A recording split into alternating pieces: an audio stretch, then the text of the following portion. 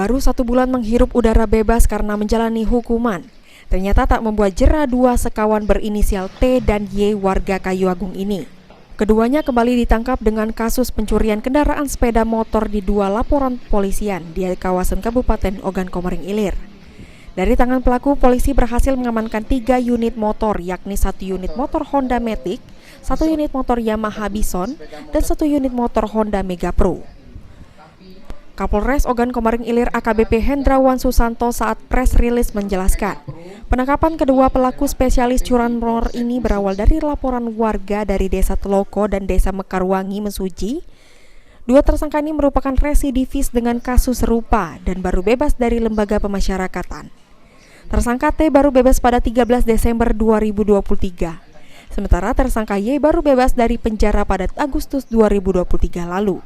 Pencurian kendaraan bermotor di depan rekan-rekan ini kelihatan ada 1 mobil Beat, 1 motor Beat, kemudian 1 Mega Pro dan 1 motor Bison. Untuk motor Beat ini kejadian di tanggal 16 November. Pelapor atau korbannya adalah Ibu Lita. Kemudian ada motor Mega Pro, ini adalah TKP di Polsek Mesuji.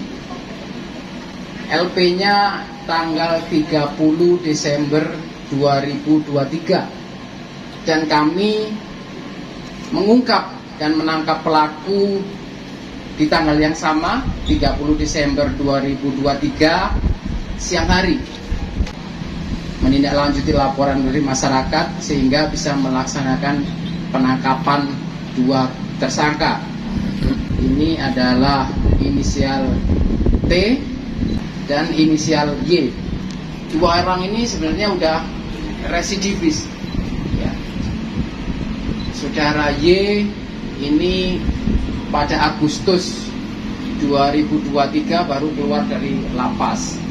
Kemudian saudara T baru kemarin pada tanggal 13 Desember baru keluar dari lapas. Tapi tetap setelah lepas melakukan perbuatan itu lagi. Usai rilis ungkap kasus tersebut, selanjutnya 2 sepeda motor diserahkan kepada korban sebagai pemiliknya dengan status pinjam pakai dan akan dihadirkan kembali saat berkas perkara tahap kedua ke Kejaksaan. Sementara 2 pelaku dijerat dengan pasal 363 ayat 2 KUHP dengan ancaman 9 tahun penjara. Novan Wijaya, PAL TV.